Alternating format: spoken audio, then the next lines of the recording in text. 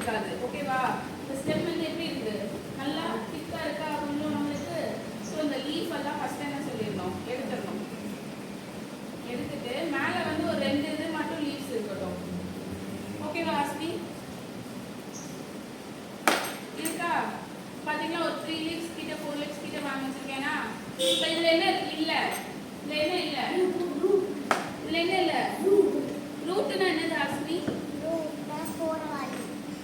ரூட்னா போற வழி இருக்கு பாத்தியா?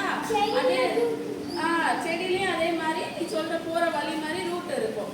ஸோ அதை மண்ணுக்கு அடியில வச்சுட்டோம்னா அப்படி அந்த ரூட் நிறைய வந்துருமா? தெரியுதா?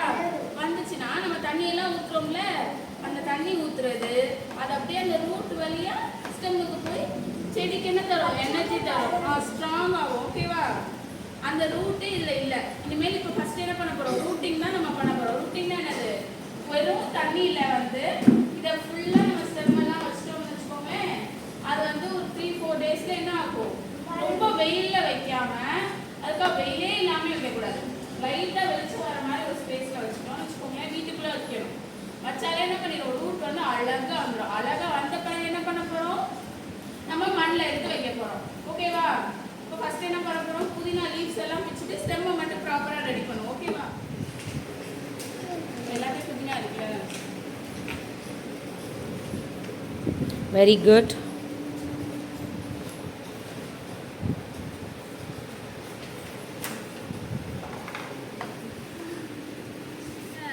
ரூட்டே இல்லாமல் நம்ம என்ன பண்றது, இங்க பாருங்க இந்த சைடில் ஒரு கட் மாதிரி இருக்கு பாத்தீங்களா, இது வழியா என்ன வரும், ரூட் வந்து நல்லா டெவலப் ஆகும். ஓகேவா? இப்படி ரூட் வந்து ஃபர்ஸ்ட் ரூட் வரக்கு தண்ணிக்குள்ள தான் வைக்கணும். சரியா? இது யாரோடது? உங்க இதுல வச்சிருவோம். நிறைய வச்சாதான் நிறைய வளரும்டா. பாசிபிலிட்டி என்னது, புதினாவோட சீடா? புதினா சீட்ஸா? என்னதுமா? மல்லி விதை.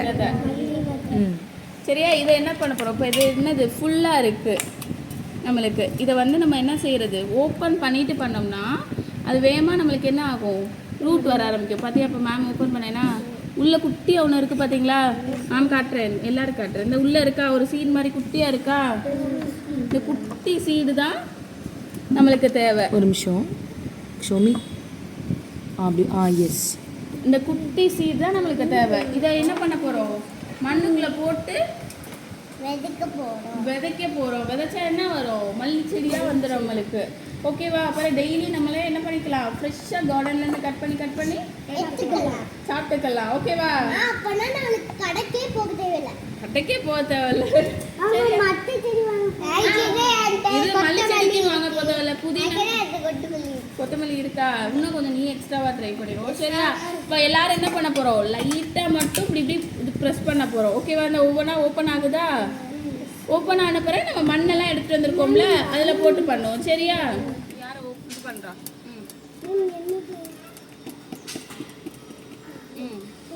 இதை நீ இது பண்றியா? உள்ள சிட் டவுன்மா. மண் எல்லாத்தையும் மிக்ஸ் பண்றோம். நான் எல்லாரும் ஒவ்வொரு டைப் ஆஃப் சாயில் கொண்டு வந்திருக்கீங்கல்ல, கொஞ்சம் மிக்ஸ் பண்ணிட்டு கொடுப்போமா? எப்படி செடி வளர்க்குறாங்கன்னு பார்த்தீங்களா எல்லாரும்? எல்லாம் என்ன சொன்னேன், எவ்வளோ கஷ்டம். பார்த்தீங்களா? இதை ஆட் பண்ணிடுறதானே? Yes yes yes. ஸோ என்ன பண்ணணும், ஃபர்ஸ்ட் சாயிலை மிக்ஸ் பண்ணணும். பிகாஸ் நீங்கள் டிஃப்ரெண்ட் டைப்ஸ் ஆஃப் சாயில் கொண்டு வந்திருக்கீங்க இல்லையா? கை கரையாகாமல் நம்ம ஃபார்மிங் பண்ண முடியுமா? முடியாது இல்லையா? வெயில் படுறது எவ்வளோ கஷ்டமாக இருக்குது நமக்கு, ஆமாவா இல்லையா? ஃபார்மர்ஸ் எவ்வளோ கஷ்டப்படுறாங்க இல்லையா?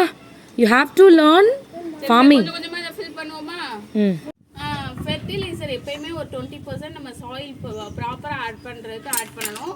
பிறகு நல்ல ஒரு இது ஆட் பண்ணணும், மண் ஆட் பண்ணணும். பிறகு என்ன பண்ணணும், நம்ம கொக்கோ பீட்டுன்னு சொல்கிறேன் பார்த்தீங்களா, அதை ஆட் பண்ணணும். கொக்கோ பீட்டுக்கு ஆல்டர்னேட்டிவ் ஆப்ஷன் நம்ம வீட்டிலே ரெடி பண்ணுறதுனா, அந்த தேங்காய் நார் இருக்குல்ல, தேங்காய் நாரை எடுத்து அப்படியே போடக்கூடாது.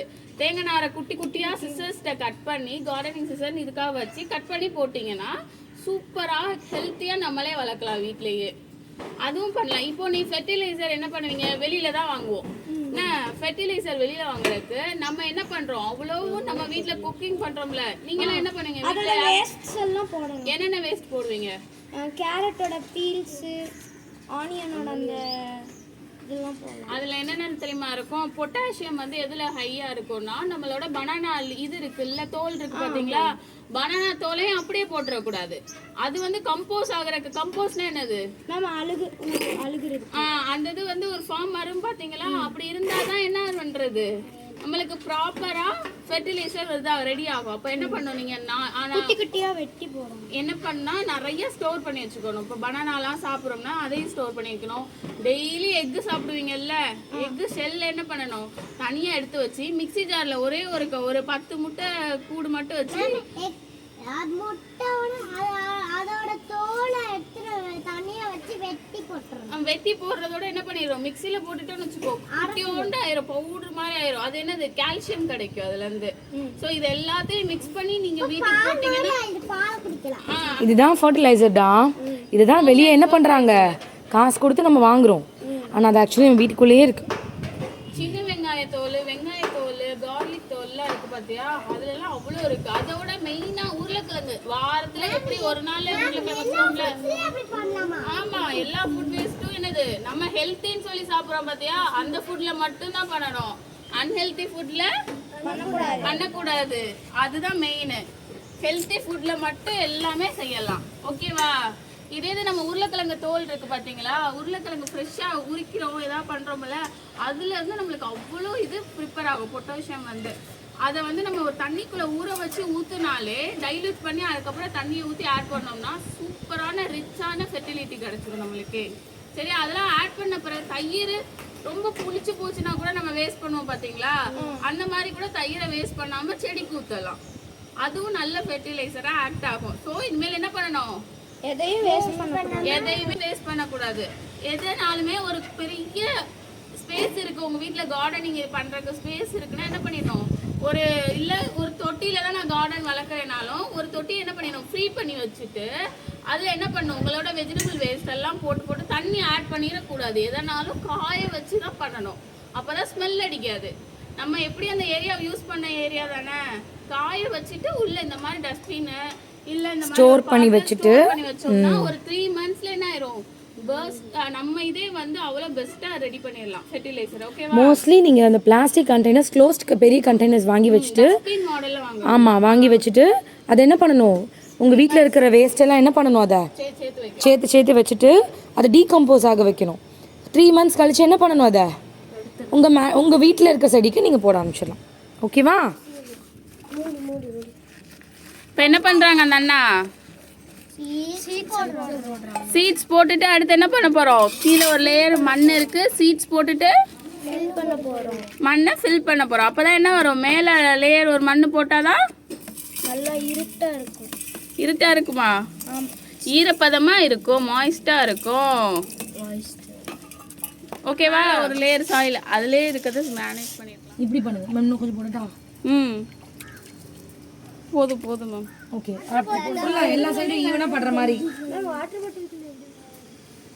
இப்போ நம்ம இன்னைக்கு என்னென்ன செடியெல்லாம் வச்சிருக்கோம், நம்ம என்னென்ன செடியெல்லாம் வச்சிருக்கோம், சரி, புதினாவை மட்டும் எதுக்கு தண்ணிக்குள்ள போட்டிருக்கோம், ரூட் வளரணும்னு நம்ம என்ன பண்ணிருக்கோம், வெறும் ஸ்டெம்மை மட்டும் எடுத்துட்டு வந்து வச்சிருக்கோம். ரூட் இருந்தாதான் மண்ணுல வைக்க முடியும். ரூட் இருந்தாதான் மண்ணில் வைக்க முடியும்.